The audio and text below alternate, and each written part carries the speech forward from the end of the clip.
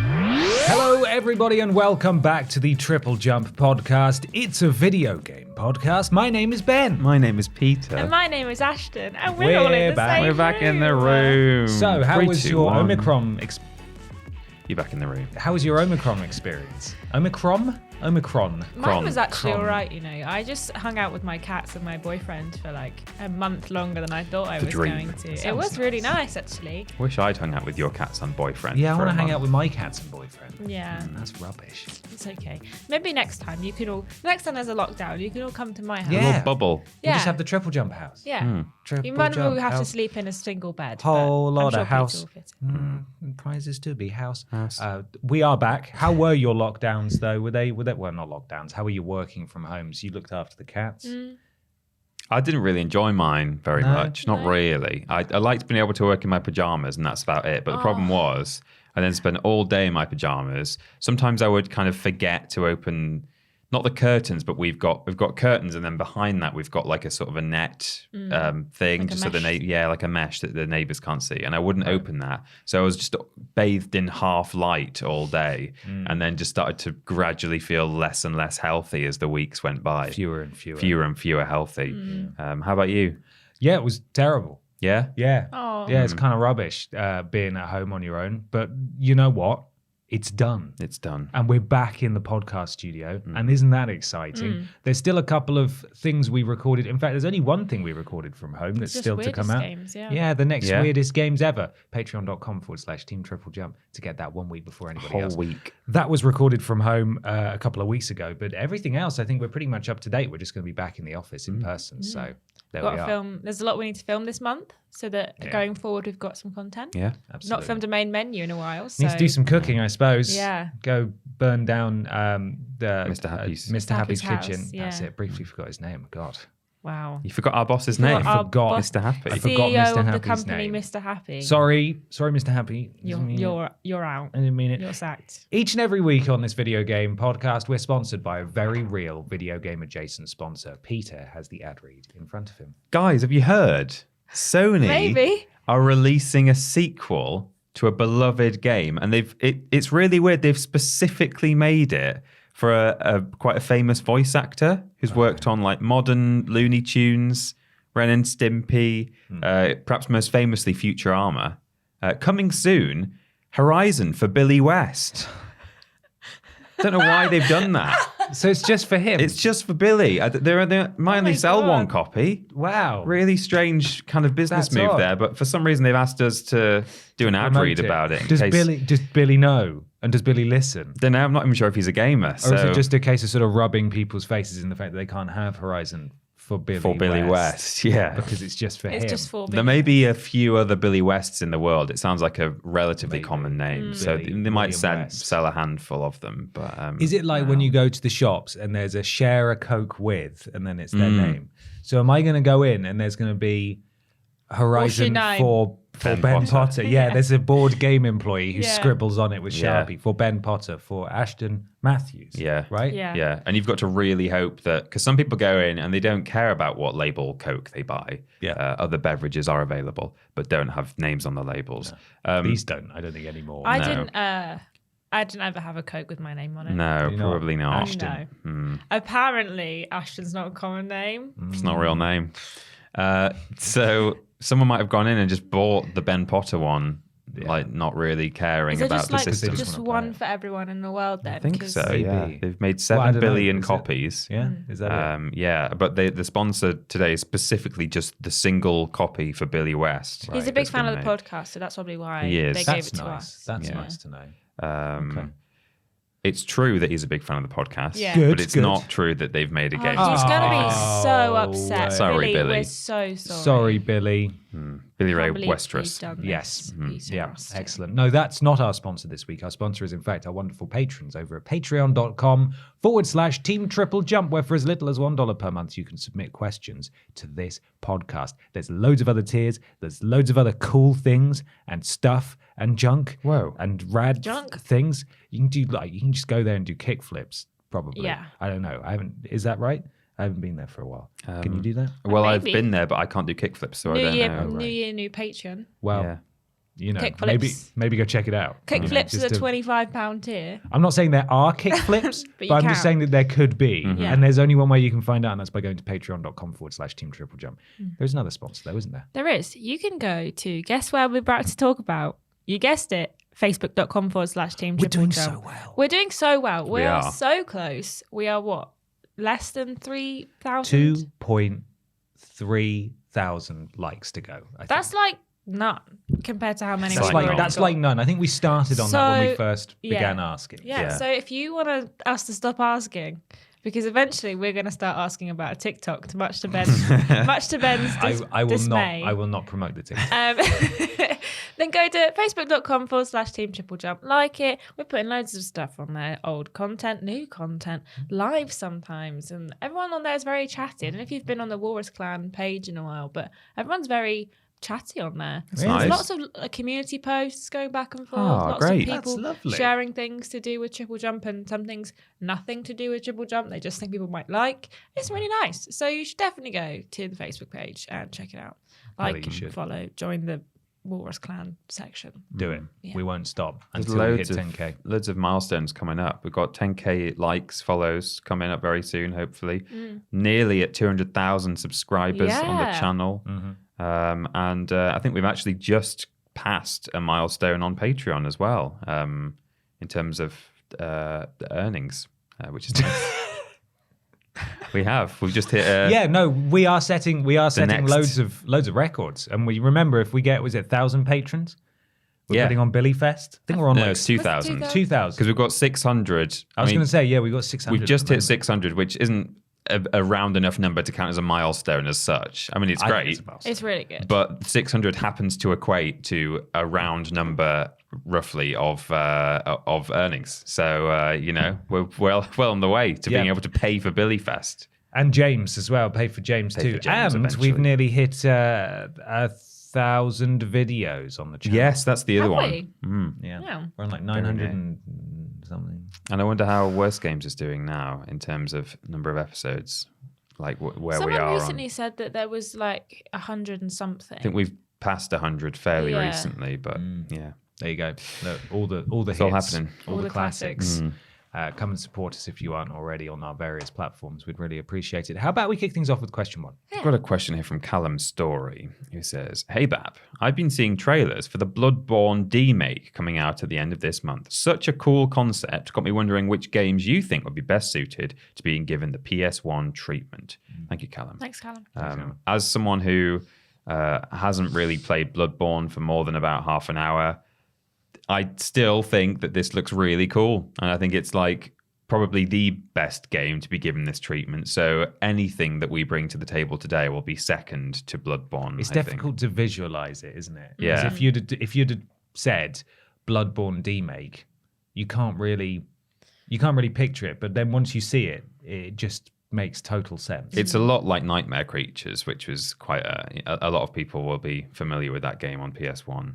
Very similar kind of aesthetic, but it's having that kind of grimy, weird polygonal thing, those style graphics, that works quite well in a horror setting particularly. It is very unsettling. Yeah, sort of Silent Hill, Resident Evil, early days kind of thing.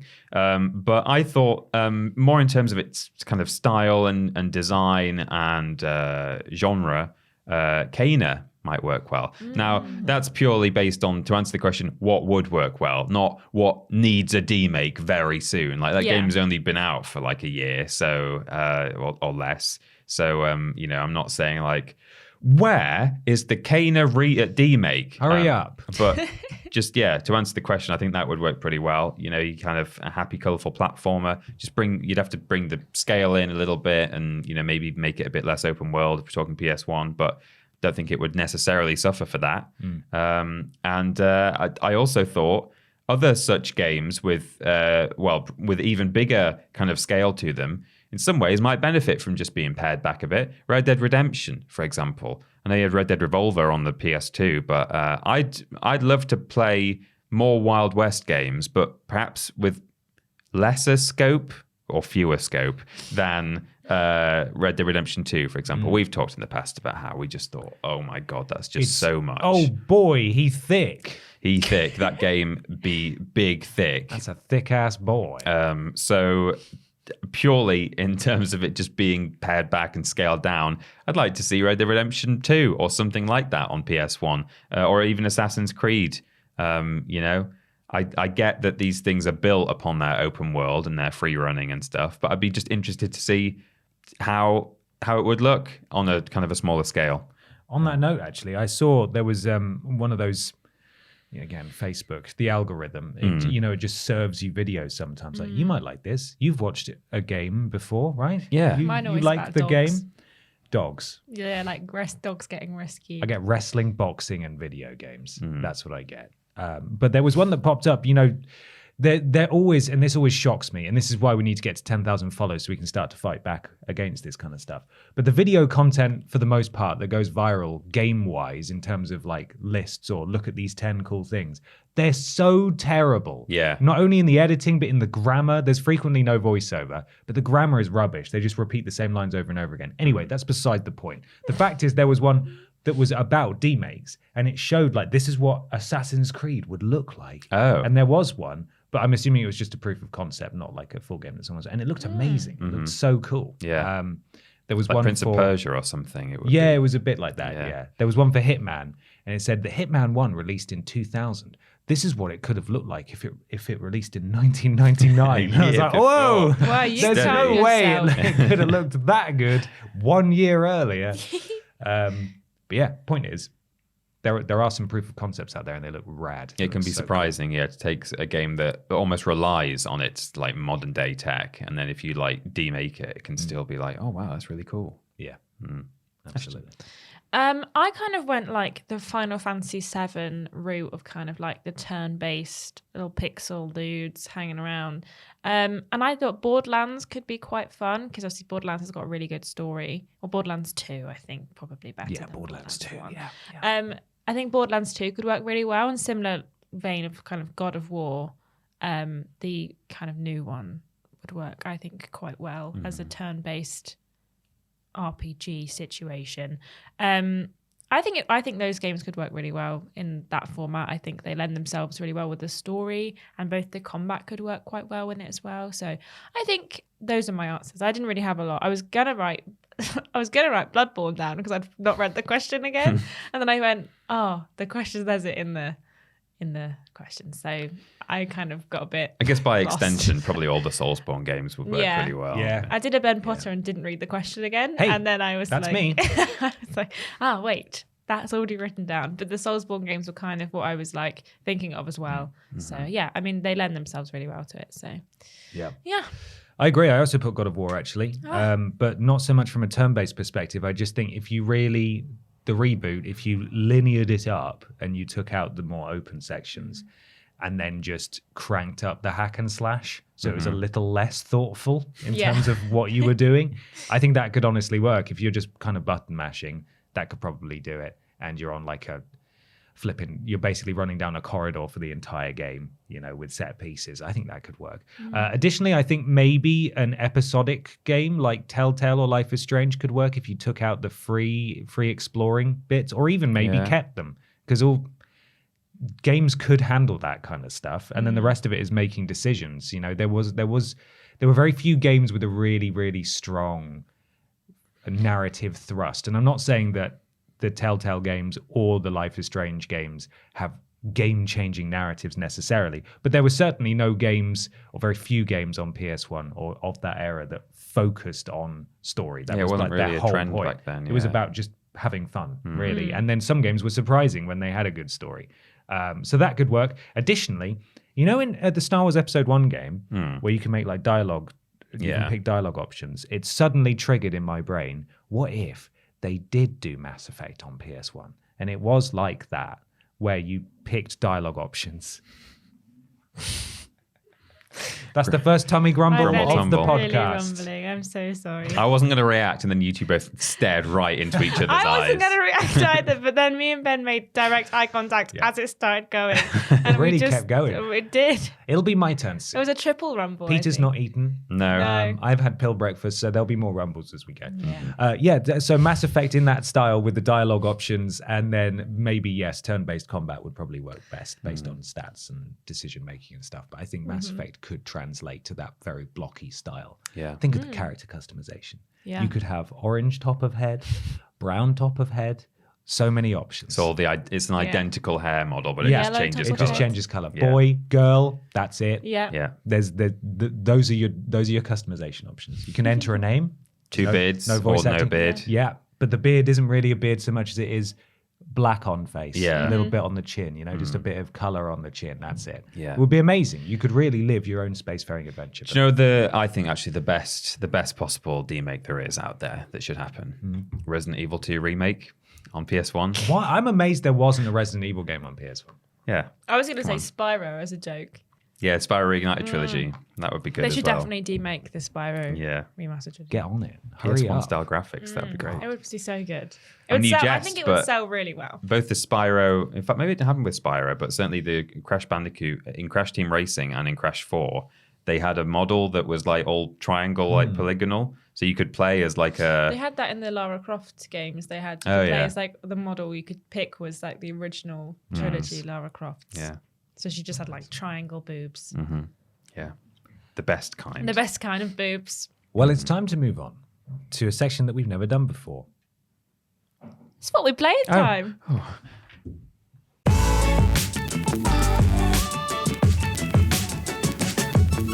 It's what we play in time. Time to talk about what we've been playing. Peter Austin, what have you been playing? I sort of exhausted myself not early in the week, just after the previous podcast recording into the weekend, in that I did, even though I sort of said I wasn't going to, I went back and I finished Crash Bandicoot 4. But the last level, I mean, I've finished it before, but I've been replaying it. But the last level of that game is just horrendously difficult. Like the whole level's pretty difficult, but then there's this sort of infamous bit in the community where it goes side-scrolly, and it's probably only about 10 yards, but you're just resetting forever and ever and ever and ever. You have to be so precise. You have to go through these things that are like turning on and off, and there's like moving platforms, and you have to like flip gravity, but there's no floor for you to land on, so you're having to flip it like 3 times while you're falling so that you don't either fall upwards off the map or downwards off the map. So you're kind of zigzagging by changing gravity. Oh, God. It sounds terrible. Yeah, it sounds awful. I mean, it's very satisfying when you finish it, but it has meant that since Monday, I've not played any video games at all. I've not wanted to touch a controller. Yeah. So all I managed to play was a very tiring and yet still somehow enjoyable few sessions of Crash 4. But you finished it. I finished it again for the second time, and big fan of that game, but I won't be playing it again for a long time. I was tempted by it when it came out and everyone was talking about it. There's something about the nostalgic factor of Crash Bandicoot. While I never played the Crash Bandicoot trilogy on PS1. It was just Crash Team Racing for me, especially when the Insane trilogy came out and everyone was losing their minds. I was like, man, I really want to be part of this. Yeah. But then I never did get it. And then when Crash 4 came out, I felt the same way. And I started watching a playthrough and it looked really hard. And I thought, was so I much think I harder. will just get really cross. I was actually going to touch on that exact same on a later opinion. question, but yeah, very difficult game. And I saw people at the time saying, well, actually, I think you'll find that the first 3 games were really hard. It's just because like everyone has now played them so many times that they find them really easy. The first 3 games are really hard. The I mean, first game in they particular are is really hard, but they're not the same level of hard as Crash 4. But the first game, is of the 3 is especially hard. Stuff. So maybe that one might be comparable, but no, I would say that still Crash 4 is harder than Crash 1 was at the time. Or certainly can be in certain places. So yeah, very difficult game, but still really enjoyed it. It's not put me off ever playing it again, but certainly I would like a rest for now. That's understandable. Sorry, I just got distracted because our little podcast recorder. Do you see that? Yeah, it's kind of It's sort of quivering. yeah, like the numbers at the bottom keep going, and the whole screen just sort of shook a second ago. Right. Like there's some kind of interference. So we should keep an eye on that. Yeah, okay. Just in case it stops. Yeah, let's. Ashton, what have you been playing this week? I've been playing a couple of things. I played some Borderlands 2 Hammerlock's Hunt DLC. Not as good as the Tiny Tina one. It's kind of weird and like big. It kind of gives Borderlands 3 map vibes inside the sort of size and the scale of them. Oh boy. But you can't drive your car all the way around, and they're a bit confusing, and like you have to go up a lift to get to one area, and it's a bit of a nightmare. But it's fine. It's DLC. We did the raid boss. Well, we attempted one of the raid bosses and did it, and the other raid boss, the main raid boss, kicked our ass. So yeah, I played that, and then I played some Hitman. The Hitman trilogy came onto Xbox Game Pass, so I tried some of Hitman 1. I've played some Hitman 2 on PlayStation, but wanted to give Hitman 1, well, I just wanted to give it another go, and played some Hitman 1 and just bumbled my way around killing people. Moved on to the next thing, bumbled my way around, killed people again. I don't know if you've seen on Twitter, Fraser, our community manager, he's been like speed running one of the levels, and then one of our editors came in and beat his like 14-second record, but we've got 12 seconds to finish one of the levels. And I was like, that took me a full 20 minutes of just wandering around, like confused, trying to find things. But I've enjoyed it. I've not gone back to it since because I've been busy. But and by busy I mean playing Horizon Zero Dawn. But I haven't got back to it yet. Played some Broken Age, which is kind of like a point and click story on Xbox Game Pass. If you like point and click games, I recommend it. It's pretty good. There's like two narratives you're following. One boy who's in like a spaceship, and one girl who's on like a kind of this world where every town's got their own kind of niche. So she's from like a baking town, there's like a fishing town and a bird cloud town that you kind of see. It's actually really good so far. I've only played the first chapter, so I'm excited to see where the rest of it goes. I've been playing Horizon Zero Dawn. I'm obsessed. I can't get it out of my head, and I'm probably gonna dye my hair orange because it's honestly it's all this in my head. And then last I've been playing, I played some Deep Rock Galactic. Because that was January's PlayStation Plus game. I have never in my life encountered a UI that is so tiny, even when you turn it all the way up. There was so much text on the screen at certain points in the game, and until you're in the caves, there's text on the screen, and it's so tiny. I was playing it on a smaller monitor than like a big TV because we were playing it together in our living room, and I couldn't see anything. I didn't know what anything was saying. I could barely see what I was trying to get, and it's I don't know why it's so tiny. I literally turned it all the way up, and it was still diddy. It's fine. We didn't necessarily have the best time, but I quite enjoyed it. I'd play it again, but MB was like, nah, I don't like this game, so probably won't play it again because I won't have anyone to play with. It's better with 4 people. Yeah. We played it with 2 and it wasn't so bad. But I think it probably is one of those things that's better if you've got like a full clan of people. Got killed by a big robot thing that was called like the Prospector robot appeared. I don't know why. And then kicked our ass. But yeah, it was fun. I enjoyed it. The UI's too small. So there. That's all I played. That's all I played. Ben, what have you been Ashton's playing? review. Well, we played Rainbow Six Extraction. Oh, I forgot we played that. Yeah, so did I. I haven't even written it down. That was rubbish. James, Ashton and I jumped into Rainbow Six Extraction last week because it went on Game Pass. It would have been after the podcast. I think Thursday we played it. It was Thursday, evening, yeah. Hated it. Like, it's just kind of rubbish. We were going to do a quipscope, but we both went... Got nothing to say. Got nothing to rubbish. nothing constructive to say. It just didn't. Just chicken nugget memes. And none of us liked it. Yeah. So when you go down, because there's like these alien boys. Classic Rainbow Six. You can be revived, but if you don't get revived in time, you sort of like calcify into what looks like a chicken nugget or a giant Wotsit. And then your partners, one of them has to carry you to the exit and put you in a little microwave to save you, but you can't play anymore for the rest of that mission. And you die really easily. You die so Because easily. It's Rainbow Six, so like the mechanics are realistic. That if you But get you want to shot, play it like Call of Duty Zombies. well, they kind of throw you in like a Left 4 Dead Call of Duty Zombies mode, but then it's Rainbow Six mechanics, and they just do not work together.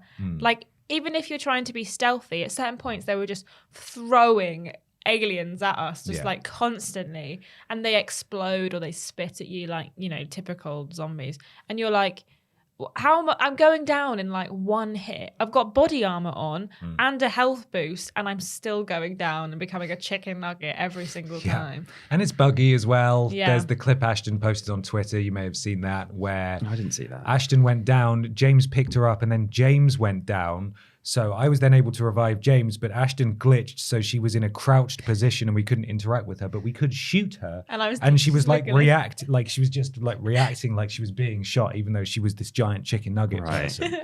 And so we ended up with like, and when you die or fail a mission, or even if you complete a mission and you just have low health, your chosen operator is out injured for a while, so you have to play as someone else, and everyone's got different skills.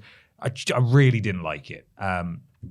We played it with a full squad as well of 3, and for like an hour. We had fun in the sense that we didn't like it and we bonded over how little fun we were having. But there is a good chance if you're a huge Siege fan, then you might enjoy it. Yeah, because Liam in our office has, I was going to say bad taste in games, but that's Bad me. taste in games. He doesn't. He just really likes like super realistic like war shooty situations and loves Rainbow Six, and he really enjoyed it. He put a post in our group chat being like, Rainbow Six Extraction, it's not complete trash, and then we all went, actually it is. It was like I can't remember if it was the evening, the evening that you played it. I think after you'd played it, you guys came back on Slack and were saying like in the group chat different group chat that like, oh man, that game sucks. The stream team, as we call it, with the 4 of us. And then the next morning, I was reading those messages, and at the same time, Liam sends a message to the group chat saying, "Oh man, it doesn't suck." And I'm like, "Oh well, I've got 2 different stories here." And then I think Alex also was like, "Yeah, it was rubbish." There's going to be an audience for it, and it may well improve over time. But as 3 people who aren't Siege fans anyway, this was always going to be a hard sell. And I think the reviews sort of reflect where we, where we stand really on it. Have a niche, does it? Because it's not got this like same appeal as Rainbow Six in that you can kind of strategize against other teams, and it also doesn't have the appeal of people who like Left 4 Dead, that kind of genre of there's an alien invasion, you've got to kind of fix it. That it's it doesn't in a weird fit, spot. It doesn't fit that criteria either, because it doesn't play like those games. So I think, it's kind of a weird niche. It will have a niche, people will enjoy it, but I don't know where that niche is of like who it's for. People with bad taste in games. People with bad taste in games. Oh, Liam, I'm sorry. So the other things I've been playing, I've not really been feeling games this month, in so much that I don't really want to play stuff on my own. So I've played a little bit more Disco Elysium, and that's still very clever and very funny. But I didn't save it last time I played. I didn't realize, so I had to go around and talk to everyone again. That's a real shame. And that was really hard work. But I found a new hat, Oh. and it's called Hobo Hat. And it lowers like my charisma or something because it gives you a hobo brain. Apparently, that's the stat that it gives you. It's a very clever and funny. I mean, that's not clever, but you know what I mean. Like it's written in a very wry kind of way, and I still really enjoy it. And again, for the second week running, I'm looking forward to not running around talking to everyone and actually making some progress in the game. Right. Because I think I'm just about finished now. But that means that I've mainly been playing co-op and multiplayer games with my friends. Golf with your friends. We all like that. Good game. Played that on Steam. It was on sale on PS4 for like £3 recently. Yeah. So I picked it up and persuaded my friends to play it. And It's the first thing we ever played together. Yes. It is, yeah. it was. And that's just a great game to chat while you play, and you unlock hats for your ball and stuff, and there's loads of different settings that you can apply to change up the rules and give yourself special powers and stuff like that. Some of the courses are brutally hard, so hard, but I had a lot of fun with that. Also played Journey to the Savage Planet, which is one I know that you've played. It's a good Now, game. that's another game with a fantastic sense of humor. It reminds me a lot of Bugsnax. Having played Bugsnax, obviously that came out after Journey to the Savage Planet. But you sort of just get unleashed on this planet and you're expected to follow vague objectives, exploring and hunting and destroying and collecting things in order to craft better stuff to reach the next place and so on and so forth. But the live action adverts that you get served back in your ship for like fake products and services are really, really funny. There's some fantastic stuff in there that I can't even think of an example, but you should play it. That was also on sale recently. Meat Friend. Meat Friend is good. Where it takes like all the scraps of meat and then it makes them into like makes a friend for your child. Can we do a main menu of that? Of Meat Friend? I don't think. I think that would be really upsetting for us and everyone else. I think we might all go vegan after we made that. I think. Yeah. There's the Wedgie Burger one is good. The guy who makes they have these really weird sort of janky looking 3D animations, you know, like you see the recreations on like Korean news or whatever. Yeah. And they've got the strange 3D animation recreations. It's like that, but they're doing like upsetting things. So there's a baby just like crumping in the middle of this fast food restaurant while he's being served his Wedgie Burger. Yeah. It's really stupid, but if you can play the whole thing in co-op as well, and I would recommend that. I actually finished it, but now it's just guilt tripping me into finding everything before I'm allowed to close the game, basically. And I don't know if I can be asked with that. So there we are. But that's good. That's good fun in co-op. What else? Deep Rock Galactic. Played a bit of that as well. Did 4-player co-op, and that was good fun while we were all trying to work out what was going on. There's 4 classes. I played the driller, and you have 2 drill hands, and you can basically just go through any wall, like up or down. You can just build these massive tunnels, and you get attacked by space bugs, and one of you can call in like the little robot friend that you dump all your minerals and resources into, and you have a little objective on each mission, and then you have to escape. And we didn't escape. We all got murdered as we tried to escape, because when you trigger the escape craft, it calls down the horde, basically.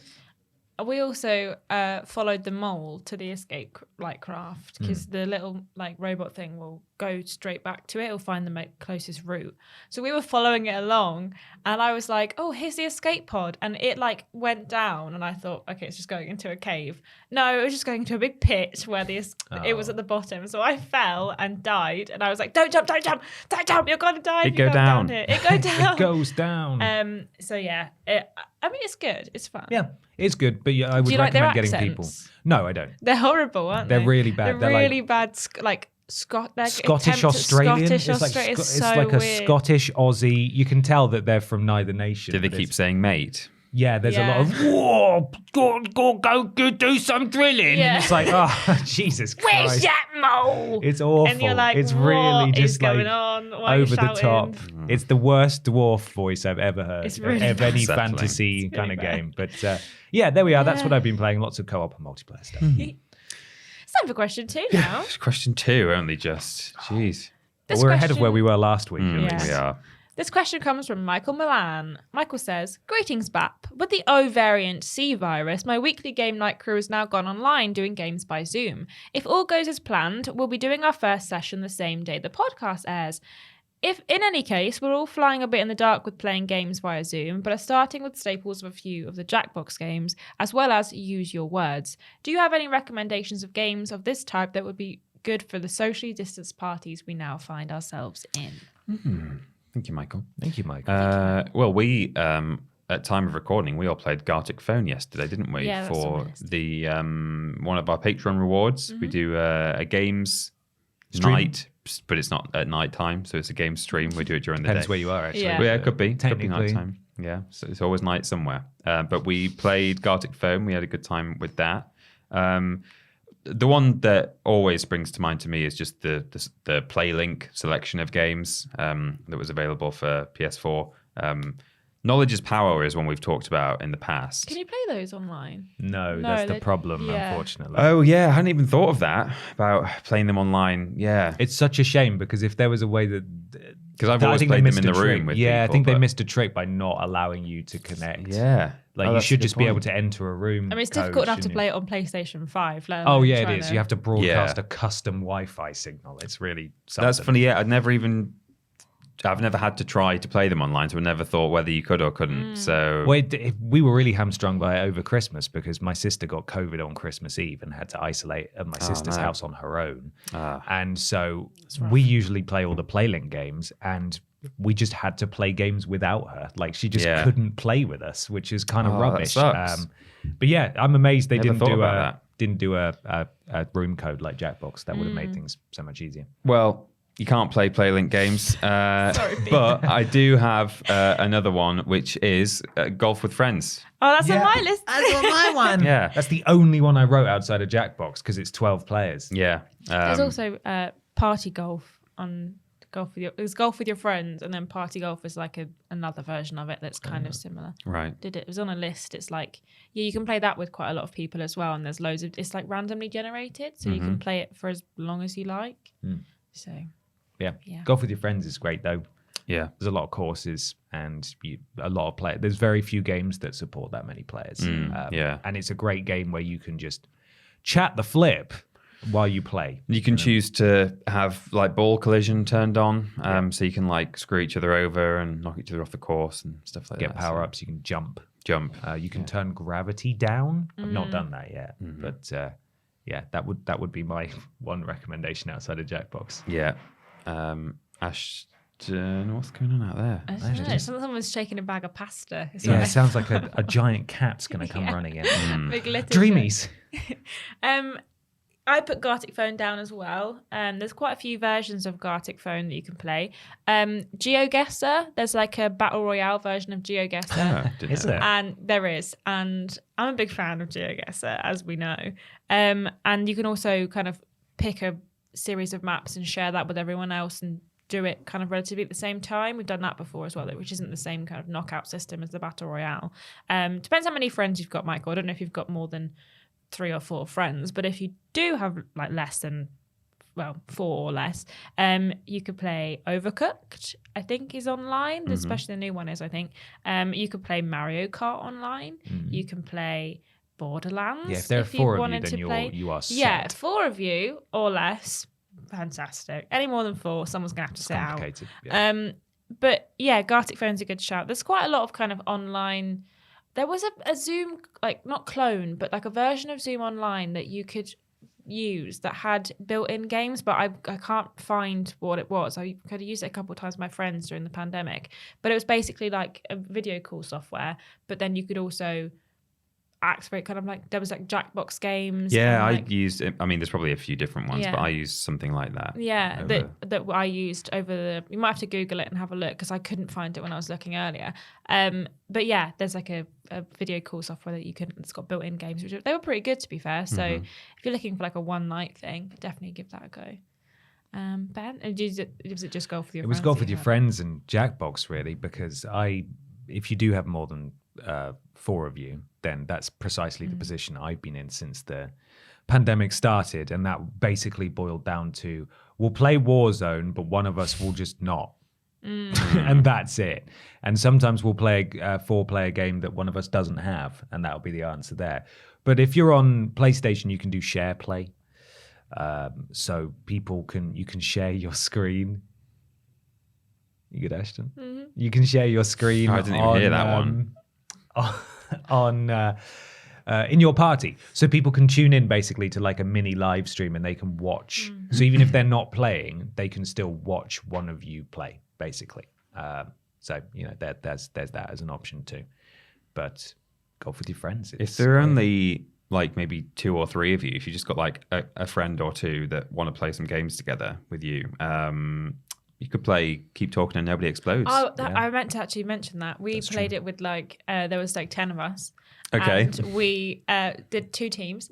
And one person was defusing the bomb and everyone else had random pages of the booklet. So like everyone was kind of trying to sort through and like decipher it between the three of them, which obviously adds extra chaos because rather than just one person trying to understand it, you've got three people's different interpretations of what is going on. Yeah. So if you've got three people with the booklets, you just go, you've got page like 7, 12 and 21 and you've got page 1, 6 and 15, and then everyone's got to like figure it out together. The premise being, if you're not aware, that one person's got a bomb that they're having to defuse and they're on the phone to bomb disposal. Bomb boss. And those people have to walk them through this manual of, well, if there's 2 red wires, you have to cut the blue one. And is there a battery on it? This hieroglyph on it. And what's the serial number? And it's a lot of fun. I love that game. Yeah. It's good. It's good in VR. Yeah. Well, it's time to move on to something a little strange, a little peculiar, a bit weird. Weird news.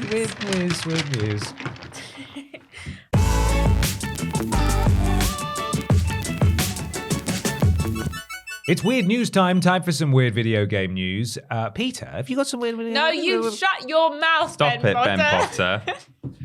Because I put my phone down on it. Right, we got some podcast producers. know if you go to patreon.com/podcast producers /Team TripleJump and support us at a certain tier, you could be a podcast producer on this podcast. You meant Patreon, didn't you? What did I say? Podcast producers. You said TripleJump.com/podcast producers is what you said. Is that what he said? Did I say that? He may have done. Patreon.com/Team TripleJump. Support us at a certain tier, and you too can be forgotten by me each week and become one of our podcast producers. You sponsor weird news, essentially. Check it, Omega. Sean Legg. Trick24. Evan Breidenbach. Fred Cartwright /You Goliath. Ellie Nicholas. Erica Hutchinson. Melanie L. Bonnet. Gabrielle Philippink. Katie Garrett.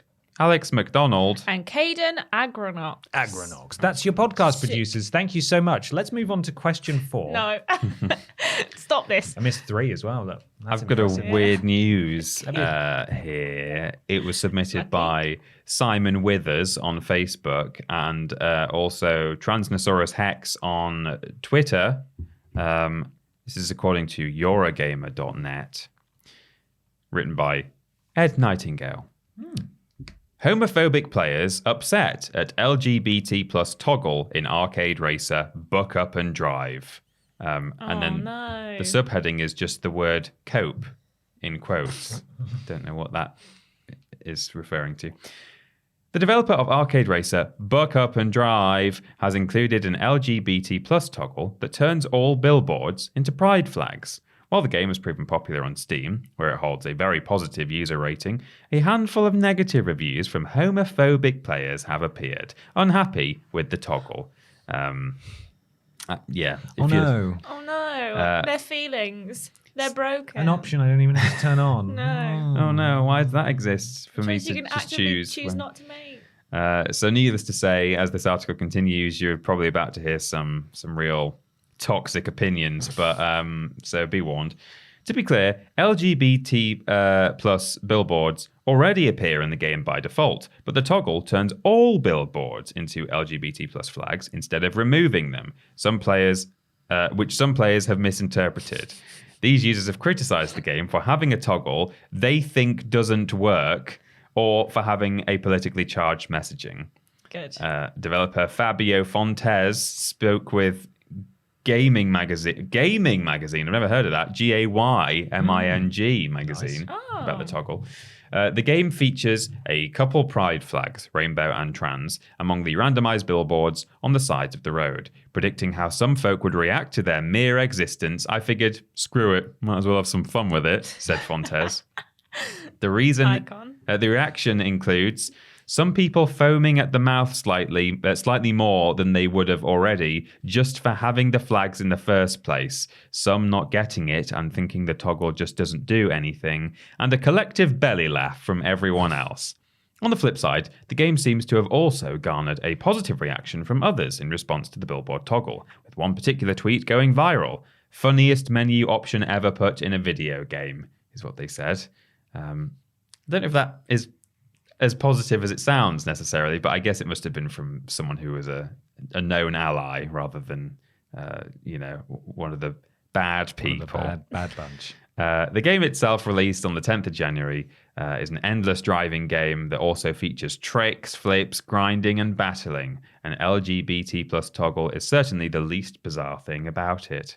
And what did Fontes say to those homophobic reviews? My thoughts on the ones upset by it, ... Cope. There we are. Nice. He's cool. Big fan. What a cool Nice. dude. Yeah. Nice. So the person who said funniest menu option ever, that was in a reply to their previous tweet, which said, currently cackling at the dip flips, playing Buck Up and Drive, trying to turn off LGBT flags and not realizing the settings are some flags or nothing but flags. So that's a bit weird. Love that. I have weird news also. Have you? Yeah, it was submitted by Benjamin Bull on Twitter, who may or may not be my boyfriend. And B? to me. Whoa, hang on. I'm not having Insider this. trading. This is Nepotism. insider trading. Disgusting. This is on Kotaku. It's by Ari Notice, and I can only apologise in advance for what I'm about to read. Hitler's sex game riles up Steam users over extra testicle. Romantic rooms. Wait. Okay. That's why they're riled up. Okay. Yeah. That the Hitler sex game It's has fine. an extra testicle. Yeah.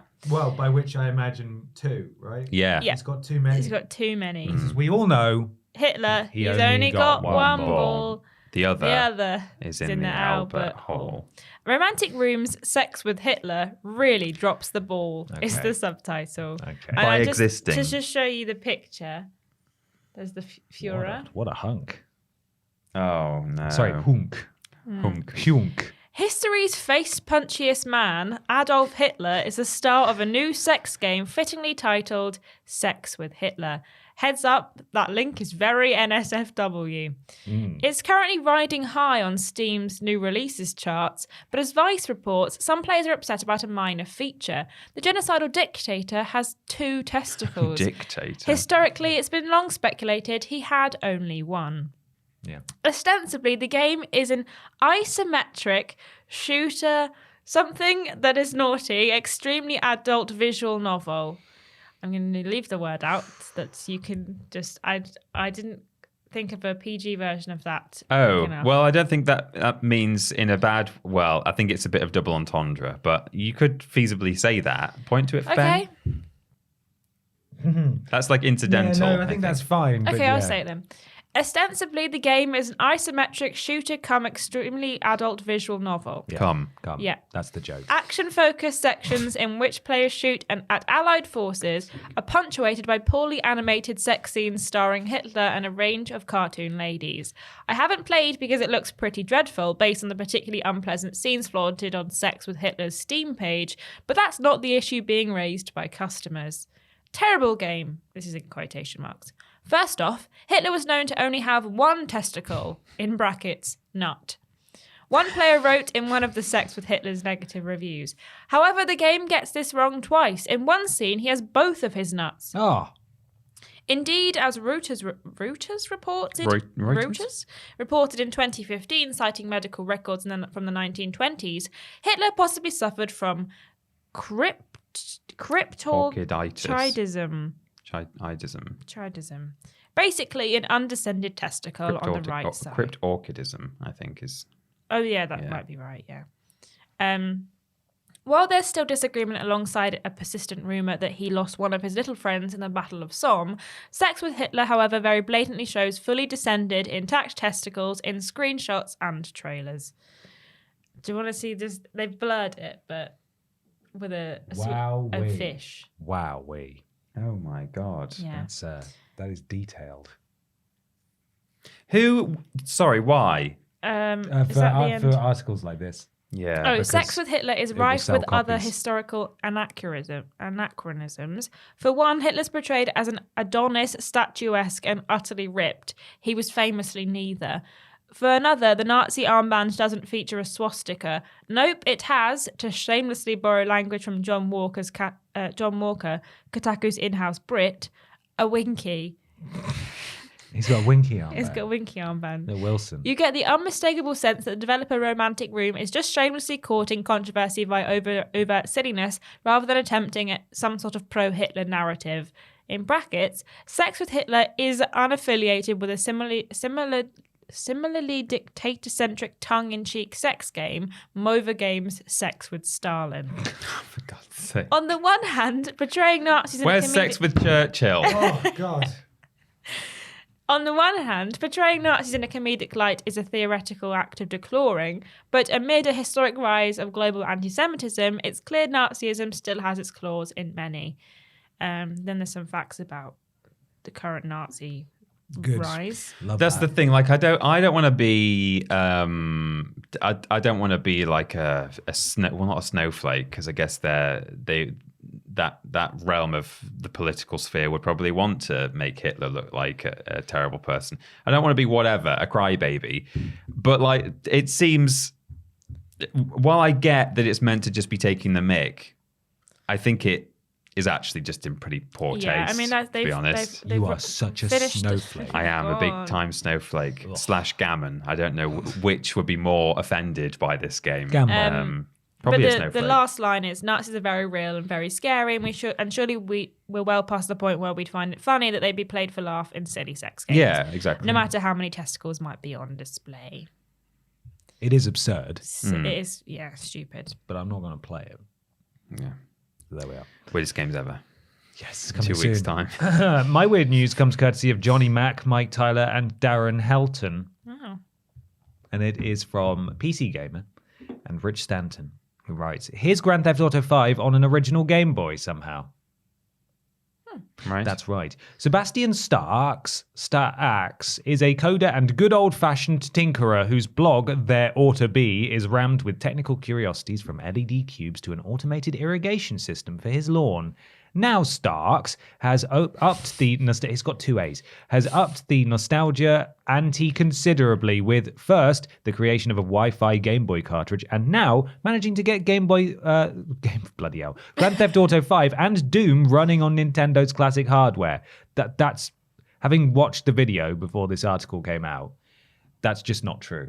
Maybe the article will go on to explain it. It's not running on the Game Boy. I was going to say, there's no it's way. running on a PC. I and could see Doom broadcasting. running on a Game Boy. Yeah. Because they've got it running on pregnancy It might be tests, Doom but- 2016, maybe. I don't know. yeah. Either way, I believe what's happening is it's running on a PC and it's using the Wi-Fi cartridge to broadcast inputs and display. It's using the Right. Game Boy's display. Yeah. That's what it's using. It's fake. A few weeks ago, I created a Game Boy cartridge with built-in Wi-Fi, writes Starks. Now, I taught it to stream video and play games in full resolution at 20 FPS on an unmodified original game. You know what? I'm just going to go to bed. All right, I'll see you guys Okay. next time.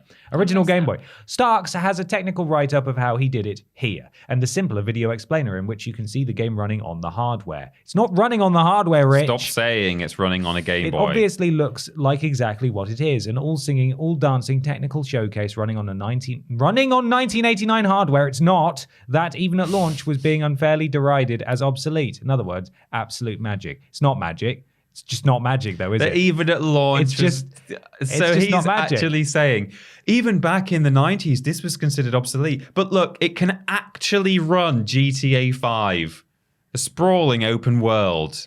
With this new demo, writes Starks, many other demos almost become obsolete. I can display anything and I control anything that can be displayed on and controlled by my PC. Of course, the interface and image are almost unusable this way, so some dedicated implementations might still be interesting. And also, I did not touch audio here, which unfortunately was a big oversight by me when designing the cartridge. Running on the game, Seems kind of like it says that he's nothing not. story there. Like they just kind of.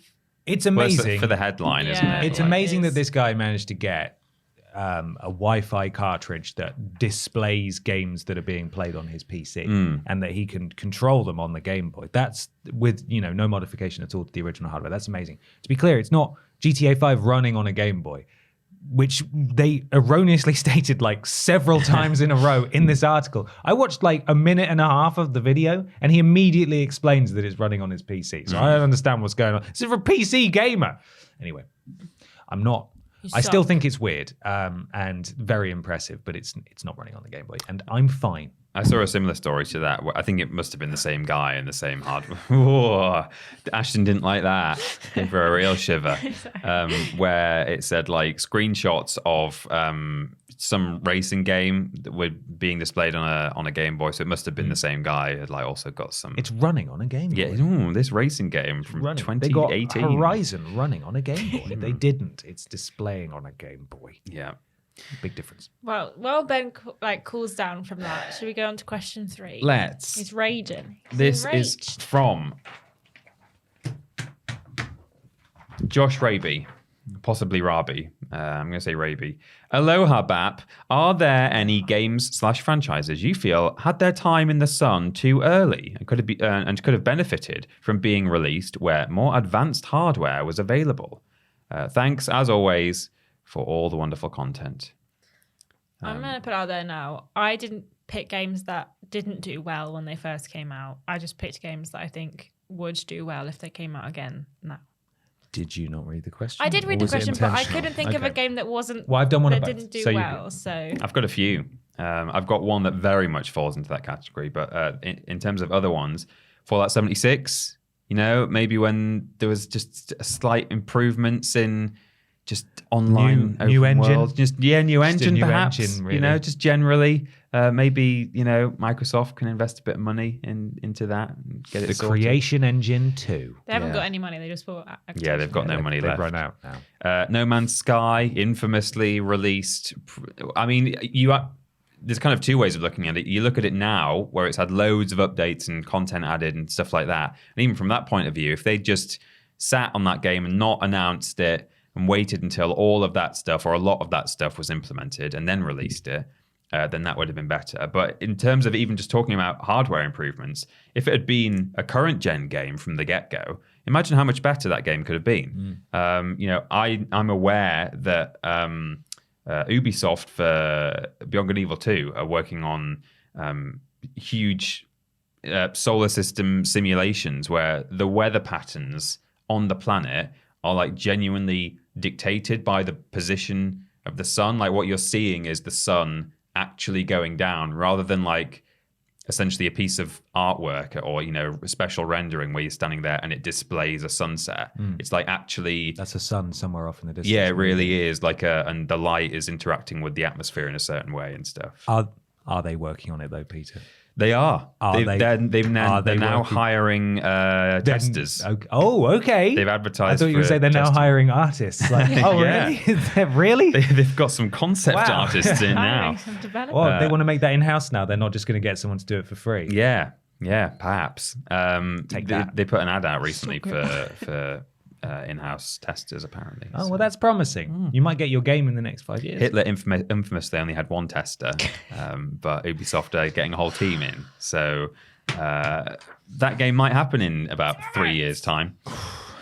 Kieran, it was at 59 minutes. That needs to be cut Yeah, out. That needs to be Cut cut it out out. there. Please remove that. Please remove Just that bleep one it. tester. Thank you. On the other hand, that is only, I say only, that's only a solar system as opposed to an entire universe. But in any case, I think No Man's Sky would have benefited from maybe coming out on current gen.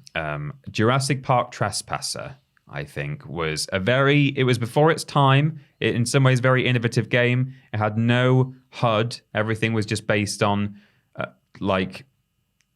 just sort of cues from the game generally, like more kind of immersive things. If you want to look at your health, you had to look down between your chest, Of course. down your top, and you had a tattoo on your breast. Your lady lumps. On your lady lumps. Is that right, Ashton? Is that Yeah, right? that's Yes, right. okay. That's which the had technical term. it had a heart on it, and the tattoo would like change depending on what your health was. So it was kind of That's a very sick person. That's not right. They shouldn't do that. no, it shouldn't. Tattoos Something is shouldn't do wrong. Yeah, I mean, in some ways, that's as unrealistic as having deeply worrying. health just in your field of vision. But Yeah. it's I guess a bit more immersive. But unfortunately, that game it's a bit of a cult, has a cult following, but actually it is not really a very good game. It's kind of clunky and weird, and the aiming is like Surgeon Simulator, where your arm just like moves around like this. So Octodad. yeah, it had some good ideas, but it maybe should have come out much later on where they could have done a really cool first-person dinosaur shooting game. And one day I think we will get one of those soon. It's got to be done. And the final one, going back to what Ashton was saying about a game that I'm well aware is considered one of the greatest games of all time. So I'm not saying it in any way should have waited, but if it had, I certainly would have played it by now. Yeah. Final Fantasy VII, Ben. Okay. I think, unfortunately, the way that game was presented probably hasn't aged very well. You don't like the Block Boys? Don't like the spade hands, I'm afraid. You don't like? They're not even spades, are they? No. They're just big squares. Big squares. So, yeah, of course, the game did very, very well at the time. It's one of the most beloved PS1 games, if not video games, full stop, of all time. But if it had come out even just a generation later and had been of similar quality, I think in some ways it might have aged even better than it has now. That set spooky alarm bells going in my head purely because, and I know that this alternate reality that we're talking about here, where Final Fantasy VII came out on PS2, this wouldn't even be the case. But I dislike the PS2 Final Fantasy games so much that the idea of Final Fantasy VII in the style of 10 really upsets me. Yeah, I don't even mean like that much of an upgrade. I mean like basically the same presentation, even with pre-rendered backgrounds. Same game, just visual. But just nicer 3D models. Yeah. Pretty much. Cutscenes. I mean, the cutscenes still look the so cutscenes impressive are great, from the PS1. Yeah. But yeah. Really just the models, that's all. So if no we could major have had changes. the character models from the battles, because they're like really good. Yeah. But it's the moment-to-moment gameplay. Everything outside of the battles, they're like, they're weird Block Boys. Maybe just slightly higher res backgrounds because they're a bit pixelated at times. But it was the technology, wasn't it? But that's the question. So yeah, it is. Ashton. So the games I've picked didn't do bad. In fact, I think they're pretty much like cult classics. But I think the 007 games, if they came out later on, even like now, I think if you put out a bunch of James Bond games, they'd do really well. I think that obviously we've got like Hitman, but Hitman's a bit different because, I mean, James Bond doesn't necessarily go in and kill this dude. There's a bit of espionage going on, a bit of undercover work. I think it'd be fun. Bit driving. I think the 007 games, because people always talk about them, like specifically Nightfire always comes to mind of like the games. I think that if they came out now or even like the last 10 years, I think people would eat them up. I think they'd go down really well. And also, maybe just because I want more Lara Croft, but I think the OG Tomb Raider games, that's a good one, if they'd have come out a little bit later, I think they would have aged better. I think they haven't aged particularly well. No. So I think if they came out later on than they did, I think they would have aged a lot better and probably been even I struggled more... to play them 20 years ago Yeah. because of how they played. Yeah. They were very difficult. It was difficult to know where to go a lot of the time because it was just all kind of looked the same. Yeah. But Tomb Raider Anniversary kind of proves that though, because that was essentially just a remake of the first game. And that game I think has aged pretty well. I've not played it for a long time, but I still own it and I would happily go back and play that if I had the time. Like it's a pretty good game. So yeah, those were my suggestions. Nice. Ben, I put Resistance down. Oh yeah. Mainly because I think that was one of the most underrated trilogies on PS3. And it wasn't even that underrated. It reviewed really well. But again, Sony's complete lack of care when it comes to backwards compatibility means that those games are stranded. And I think 2 of them are on PlayStation now. 2? There's just 2 of them. There are 3 in the trilogy. The third one is the best, in my opinion. But this one sprung to mind particularly because of all the stuff that's been doing the rounds recently about Sony Bend and Days Gone and its performance, and its director who has since left and is saying that they sold 20 million copies, even though that number is a complete work of fiction, as it turns out. But he said that they pitched an open world Resistance game to Sony. I think after, again, citation needed, it was either after or before, it may well have been after Days Gone, and they turned it down. And I think that's bonkers. And one thing we didn't talk about in our big Microsoft discussion last week is that Xbox now pretty much own every major shooter series apart from the ones that EA has. They've got Wolfenstein, they've got Call of Duty, they've got flipping loads of them, third-party ones that may well, as we'll find out, still come to PlayStation, but they might not. And Sony really need a shooter series. And Killzone has never really struck a chord with me or anyone, seemingly. 2 was very good, but it could be time for Resistance to come back, especially if modern day Insomniac making a Resistance game. I would love that. I really liked liked world one in particular. That world was so good, post-apocalyptic. Do you remember that? I think it was Killzone 2 where they released the. They said it was real gameplay, but it was a target render. I think that may have been maybe 3. It certainly wasn't the first one. But, no. I think you're right. 2. 3 was the 3D one. Right. That came out in like 2011. Yeah.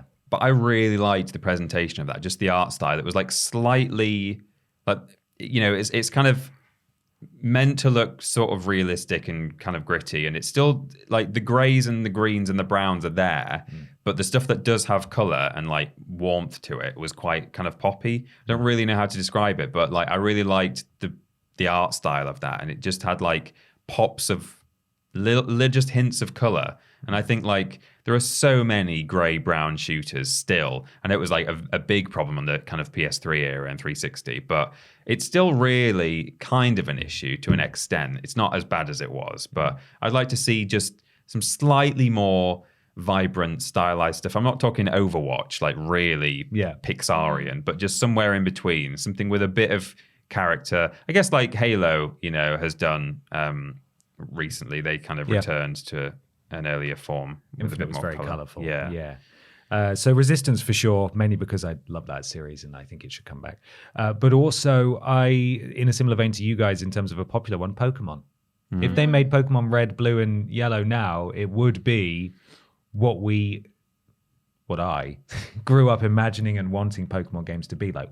Imagine Skyrim or Oblivion, but Pokemon. Like an open world where you can go around and just like catch Pokemon in first person or over the shoulder third person 3D.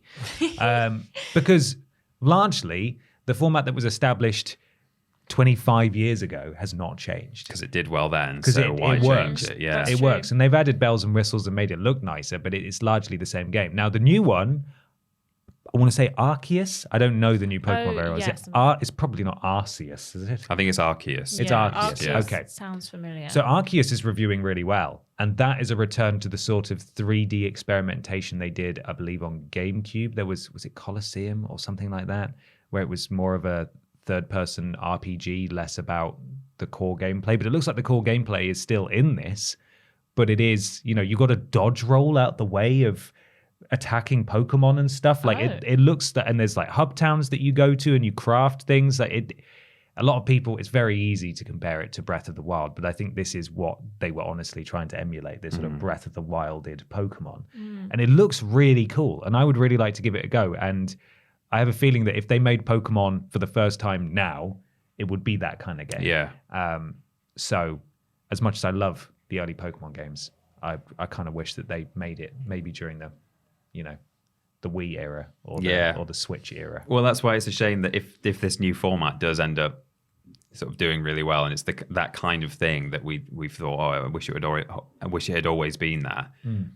We're now, certainly for me and perhaps early fans of Pokemon, but you know, no longer following the franchise, I just like that game, but with the original 151 or possibly second gen as well. I could wrap my head around, but you know, if that format is now going to be, you know, the new thing, I don't feel like I'll be able to adopt it, because I'll be like, I don't know who any of these Pokemon are. Well, that's the thing. That's why I'm kind of mad that they set it in that region, because it's sort of a prequel. It's before it's a long time in the past before established Pokemon training is even happening. Like, you're doing field research and you're crafting your own Pokeballs and throwing them at these mysterious creatures you've never seen before, but they're all Pokemon I've never heard of, and that's always my struggle with the newer Pokemon game games. you're talking the new about game, now? yeah. I know so little about Pokemon. I'm just sat here. Pokemon ended at 250. There were no more after that, and the fact that they keep making these games with newer Pokemon or harking back to older, newer Pokemon, it's just going to lose me. So that's going to be my biggest hurdle with this game. Either way, though, I like the style. And I just wish we had a game like this sooner, really. With the remake and remaster trend, which will never die at this point, maybe they will one day. If this is very successful, they might go, right, we're doing it. we're gonna make one of these, but for the Kanto region. At which point I'll be like, yes, okay, you got me. I would here. try that. I'm here. Probably. I'm ready to go. But there we are. I would say I'd try it and then I And then wouldn't not. play it. There are cats. There are Yeah. cats. There There are cats in Shield, and I still stopped playing it. Yeah, Sword and Shield. I didn't really like that. Wasn't a huge fan. It's time for the big discussion. Oh,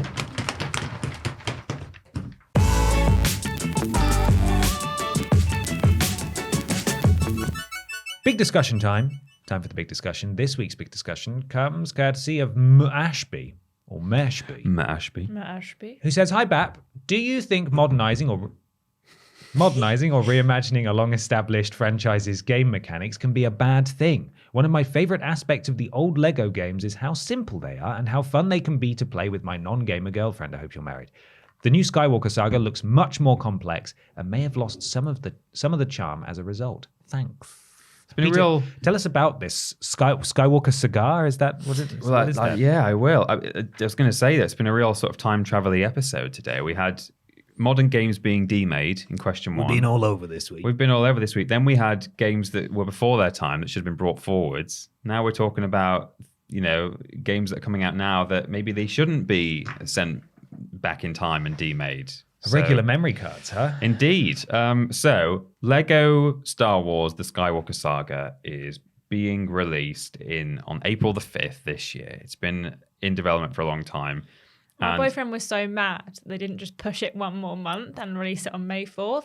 He was like, what's Yeah. the point? Just one more month isn't going to hurt. And Well, he they was, may like, be- angry about it. It Well, might they'd be that already they're doing crunched hard enough, Yeah. so they Yes, didn't- indeed. There's a lot of crunch. Apparently, it was pretty bad, but they might be doing other things on May the 4th, and they don't want to just release like They're going to announce the two next shows, Lego 3 Star Wars trailers, game. and Everyone at Traveller's two Tales games, just yeah. just They're like, quits. Like, "Please." I can't hear the blocks destroying sound anymore. but seriously, we joke that it's been a really bad situation. It has been actually And really you bad should, over there. You should read into it. It sounds like it's years and years and years and years of abuse from management. So we Yeah. don't mean to make any fun Too of much that. light of Because, it, yeah, no. because It's it's almost like- terrible.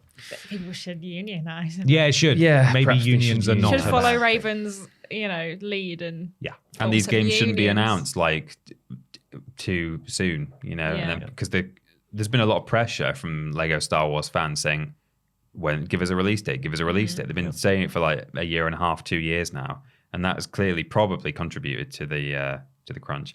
Anyway, Lego Star Wars, of course, that was the first of Telltale's Lego games. Was the original Lego Star Wars. That was the prequels. Then they did the originals. Since then, the sequels have come out, the movies. So they've said, well, we're going to do all 9 films now. But they are not simply bringing out the previous 2 games that they made and then bolting on 3 more movies. They have completely remade everything, and they've changed the style quite substantially from way back in the day, where it was a lot simpler. It was essentially linear levels. Voice acting now, right? I Little believe bit. so, yeah. In some of the Lego games, they used like snippets from films. Like I think the Jurassic Park, Jurassic World Lego games, they actually extracted dialogue from. So they had like Sam Neill and stuff talking. Chris Pratt. Chris The Pratt. Marvel so cool. one, Lego Superheroes, I think had like J. Jonah Jameson. I think was, what's his name? J.K. Simmons? Yeah, J.K. I think Simmons, he yeah. was in like the Marvel ones, but there wasn't Right. that much. Well, actually, was there? No, I think it was just J. Jonah Jameson in it. This one looks like it's been dubbed by, just sort of vague Randos. sound-alikes. Sound-alikes, yeah. I hope we get the Daisy Ridley Christmas. Did you ever watch?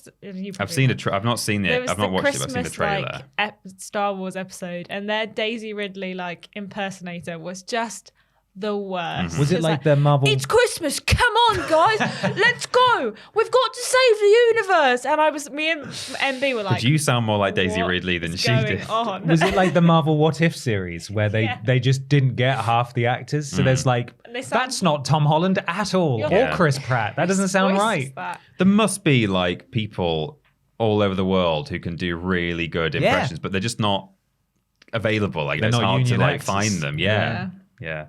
Anyway, so the game is coming out, but now it's got like kind of open. You can just travel to planets, so you do still like visit levels which are taken from the stories of the movies, but in between that, you can just fly to Tatooine and just like walk around and explore and look for mini kits and stuff, and there's a load of characters to unlock. The combat is way more complex now. It used to just be mash the square button, but now there's like lightsaber combat to kind of learn and get better at. And they've changed it a lot, and they've modernized it and perhaps overcomplicated it.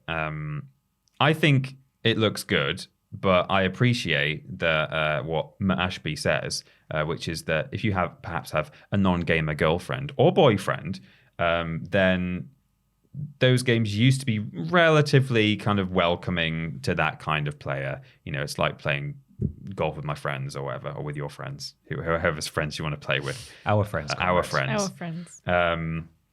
So I agree that it's a shame that they're now less kind of user friendly for people who aren't that into gaming. But I think in that specific example, we'll have to just wait and see just to what extent that is the case, because it might still be, other than maybe the combat being a bit more complex, there's still probably going to be, you know, it's just going to be platforming and like putting bits of Lego together to like advance to the next area. So I don't know how this is going to like complicate it to non-gamers. But I mean, well, I've got another game to like talk about, but we should maybe, what do you guys think about how this one looks? I think that, I mean, I was a big fan of Lego Marvel Superheroes, which did stray a bit from the kind of the format that they'd done for like Indiana Jones. Because when I was younger, I didn't have the Star Wars one. I had Lego Indiana Jones, and I loved that game. And yeah, I've played a bit of Lego Star Wars, the first one when it first came out. And they strayed a bit into open world with Lego Marvel Superheroes 1 and 2, and also DC Supervillains has like a smaller open world, which I don't think is a bad thing, because it gives you something to do in between sort of just going from story mission to story mission.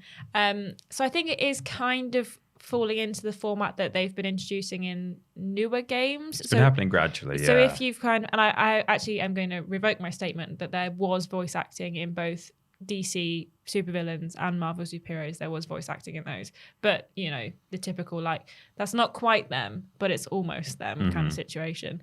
I think that it makes sense for them to modernize it in a lot of ways, because there'll be a lot of kids who've never played the original ones. So like, I think, you know, at the end of the day, a Lego game is a kid's game.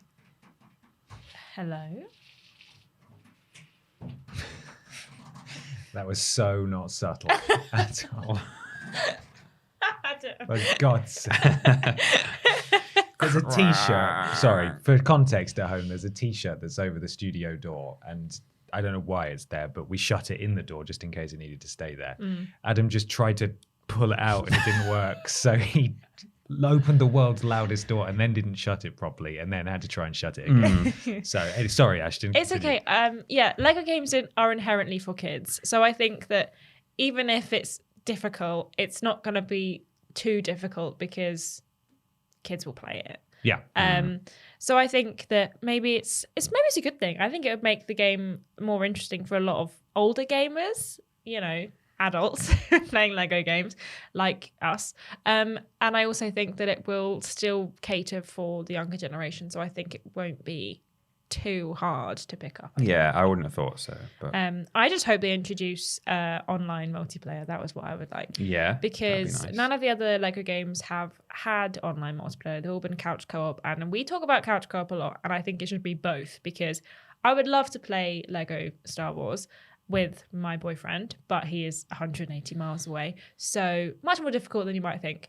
So if they make it online multiplayer, they stray from the typical Lego games with that. I don't know if they have. They probably haven't. I've not been actually reading that much. We can hope about it, because I know I'm just going to probably play it anyway. So I've not felt the need to. I'm just going to let myself be surprised. But You can do share play. That's true. You can you can do 2-player over share play. I'm just saying that's That's a good point. It does work.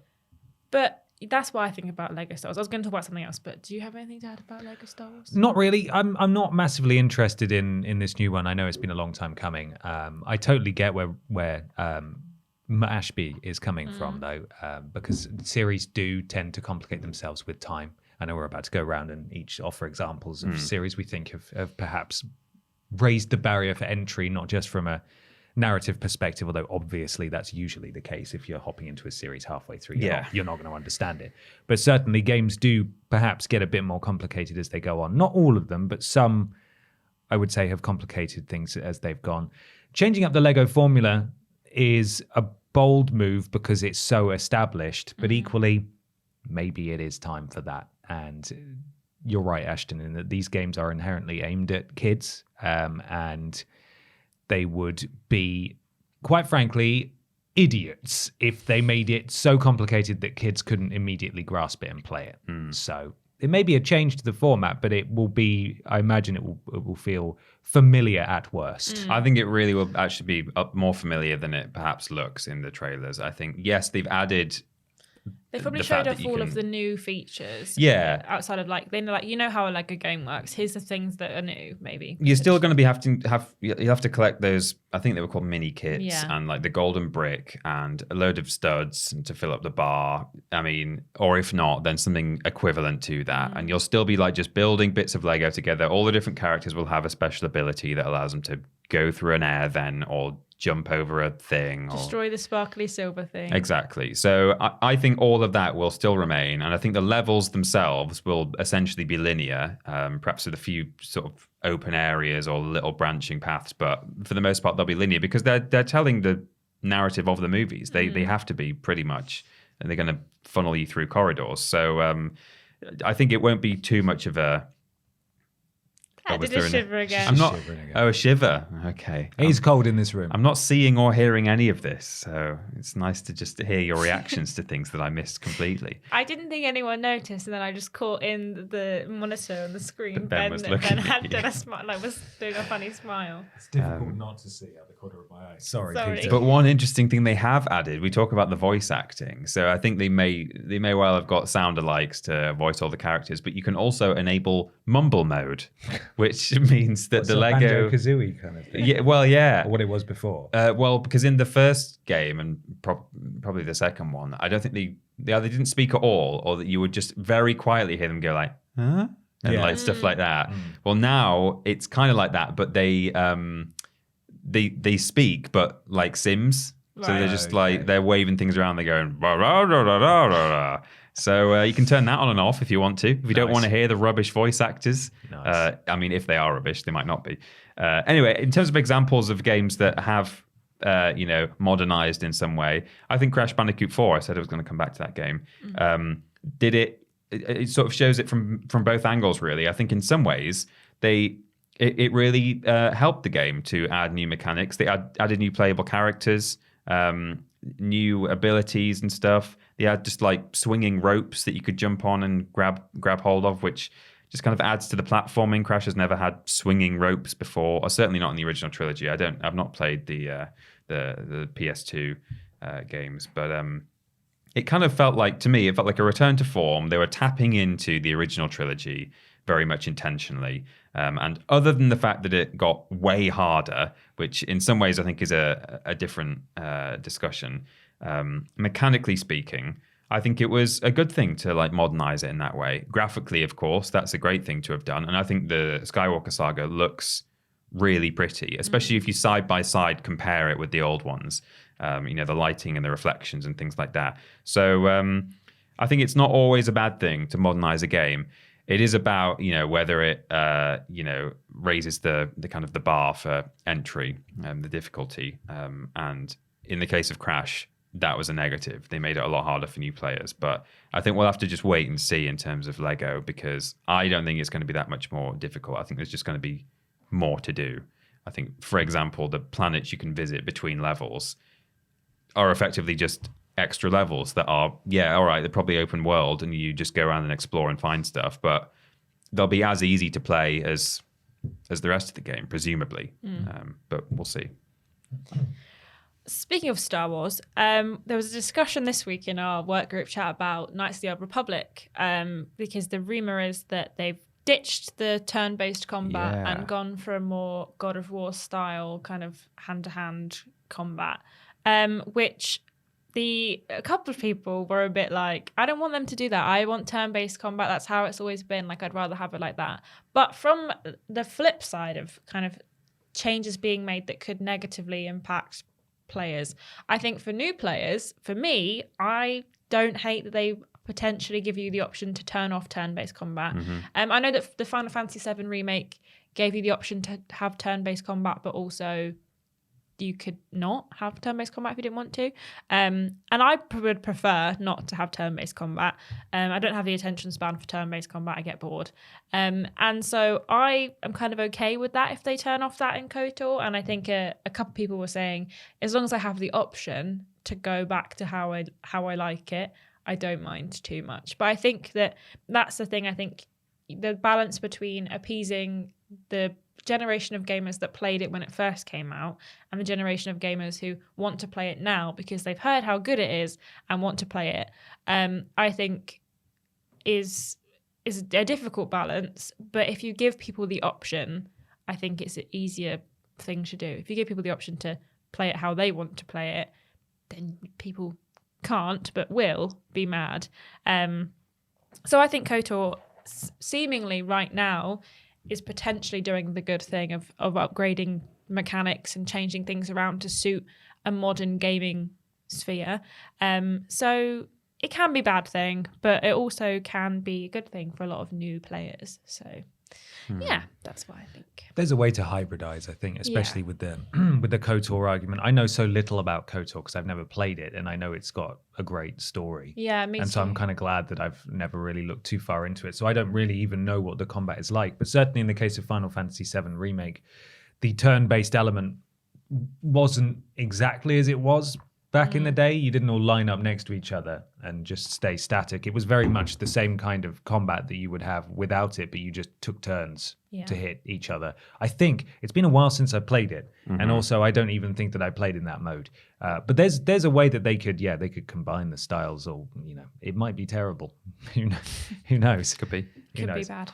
In terms of games, I think have complicated things. The WWE games are just absurd these days. We will see if 2K22 is any different. They say they've changed it, but it reached a point with 2K20, and particularly under the 2K reign of making these games, which has been since 2K14, that each button does like 12 different things, and you do, depending on when you press something and then wait and then press something else quickly afterwards, or press something at the same time, or hold something and then press. It's just really not user-friendly at all. And you can get good at it. You can learn how to play it, and that's fine. But beyond the pure gameplay mechanics, that series, as well as I would say Borderlands 3, just got completely bogged down and massively bloated by just how many things games are expected to have in them these days, if that makes sense. Like, it felt like, especially the last few WWE games, have just been filled with crap that doesn't need to be there.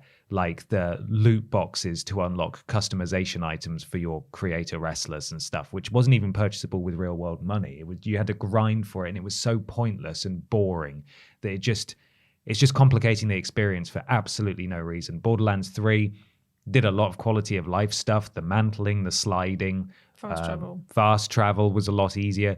But the map and the UI is rubbish. Like, it was laggy and slow, and it's still kind of broken on console. And it used to be like unacceptably slow, like unbelievable. Like, why does it run like this? So much so that you go back to Borderlands 2 and it's such a breath of fresh air because the UI works perfectly and so smoothly and seamlessly. A lot of games do iterate seemingly for the sake of iteration without actually adding anything of value, just because they feel like they have to modernize. It has to be different, One that I would say has gone very well, though, even though it is a remake, so it's not really applicable for this question, is the Demon's Souls remake for PS5. There were a lot of quality of life improvements there as well, and I would say it plays phenomenally. It's so good. The only thing that people really took issue with were the slight artistic changes that were made, sort of liberties to improve environments and stuff, extra flourishes or little coats of arms that tie into later characters and stuff, just to give the world a bit more richness to it, and some slight redesigns of bosses people weren't too happy about. But from a core gameplay standpoint, they I mean, it was a perfect remake. It was so good that they made this game that was no longer playable so playable, so much better that, you know, sometimes modernizing games can be a good thing. But obviously they had a blueprint to work from in terms of it being a remake. But well, that reminds me of Resi 2 remake. I would say was a positive change in terms of modernizing. That was a very different game in terms of the way it played. And although I played Resi 2 at the time, or well, it was probably a few years later when I was a bit older, but I played it at the time and enjoyed it. I don't think I would have ever gone back and replayed that game because of, I don't really like the fixed camera angles and stuff. I've never really been a fan of that in games, generally speaking. But have it third person, kind of Resi 4, 5, 6 style over the shoulder. I think that was a brilliant move and made it just more accessible to a lot of players who, not necessarily from a difficulty perspective, but just putting it in a more familiar presentation. And people who are so used to playing third person shooters, for example, you know, might think, oh, I can maybe give that a go now because I've never wanted to try this old game that I've heard about with fixed camera angles. So I think it was a great move. Yeah. So the answer is sometimes, but hopefully Lego will be okay. Yeah. And there we are. Of course, let us know what you think in the comments down below and on various social media. My gosh. Social media. Social media platforms and websites. Peter, tell them about the meteors. Sockmeds, right? Sockmeds. YouTube.com and twitch.tv/Team TripleJump. It's where all of our content goes out, both live streams and, of course, videos on YouTube. If you've got Amazon Prime, one of the many benefits of that is that you get a Twitch sub that you can just spend on any channel. It won't cost you anything extra. It's all just bundled in. So why not use it on us? We'll benefit from it. It won't cost you anything. You'll benefit from it. It was great. When we're You'll benefit from it. Yeah, everyone will benefit from it. Except Amazon, sort of. When we're streaming on YouTube and Twitch, we are modded by Lobrotovich, Trowling Badger, and Mr. Black. We'll all benefit from that too. Thank you very much, mods. Twitter.com and Facebook.com/Team TripleJump. That's our social media meteors. We've got all kinds of things on both of those now. They kind of have the same kind of thing on both, but we will also, now we're back in the office, maybe be doing Facebook Lives. I say that every week, and we've not done one, but we have been at home. So come on, cut us some slack, guys. We'll see how that goes. Thank you, Fraser, for looking after Facebook and Twitter as well. And patreon.com/Team TripleJump is where you can go to have a look at all of our Patreon tiers, including seeing videos early, asking questions on this podcast, being ignored. Yeah. The other podcast as well. We've got a special other podcast. The cheeky podcast. The cheeky one. Got very cheeky last time. Yeah, it did, didn't it? So go and have a look at that. We have a website. It's triplej.mup. That's triplejU.mp, spells jump. If you want to join our Discord, but all of our community like to hang out, they share all their creations. They just talk about nonsense most of the time, and it's great. You go to triplej.mup/Discord. When we're on Discord, we're modded by Jack, Joe, Tori, and Hollow Eyes. And if they tell you to do something, you should do it. If you're listening to the podcast in its audio forms, if you watched it and think, I want to listen to this again later on when I'm trying to ignore my family, then maybe go to triplej.mup/podcast to find out where you can listen to it in its audio forms. If you want to watch our live stream VODs, if you've missed some of the live streams that we do per week, go to triplej.mup/VODs, that's VODS. And if you want to buy some sick and cool merch, you can go to TripleJumpShop.com. Oh, here he is. Oh, here he is. Miss Universe. There it is. Yes, that's so fantastic. Lovely. There's still some of the stuff left from pre-Christmas. I think people are getting their orders from getting the Christmas albums the Christmas now, albums Christmas now. singles. So you should be getting some merch. And if you've got some new merch, why not tag us in it? Yeah. Tag us all in it and tag at TripleJump Shop on Twitter, and they'll retweet it, reply maybe, and they'll also put out all the new merch shops when they come out. So make sure you're following that. Yeah, maybe you should just be following that. Yeah, follow it. Maybe you should. Why not follow Peter and Ashton on Instagram and Twitter at @PeterAustin and at @ScrambledAshton, and myself just on Twitter at @confused_dude. We do lists every Monday. Monday, Tuesday, Wednesday, and Thursday. Streams every Monday, Tuesday, Wednesday, Thursday, and Friday. Thursday being the joint streams Blaze it. Blaze it. on YouTube, and the other streams being solo streams on Twitch. Worst Games Ever is fortnightly Friday for patrons of a certain tier, Sunday for everyone else. The podcast is every Saturday. We do shows all the bloody time. Why not leave a 5-star review on iTunes or your platform of choice? Would really appreciate it. Thank you. Thank you. Facebook.com/Team TripleJump. Please go follow. We are so close now. We're doing it. We can smell it. And then we'll stop Smell asking. it? Oh, bloody Smell it. We are back in the office. We're back, as we said at the top of the show. Things sort of returning to normal now. And that's very exciting. So thank you for bearing with us over the Who last knows how long month. that'll last? Who knows? Don't jinx it. Who jinx flipping it. knows? Knock on wood. What's next for Smash Bros is a video that's just come out on the channel, written by James Henkins and voiced by Ashton Matthews. It's very good, exploring the future that could be in store for Smash Bros, depending on various options they could take, especially considering that Ultimate appeared to be the culmination of Smash Bros. What happens now? Ultimate. It means the Ultimate. last one. The That's what it last does. one. It wasn't penultimate. So go check that video out if you will. We're hoping to do more of these sort of like little opinion PC exploratory videos. So go watch them, please. Go and watch them.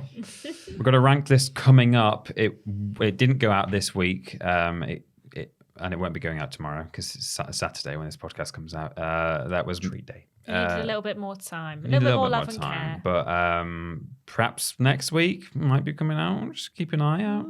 Big It's a rank big list one. coming up. It is a big one.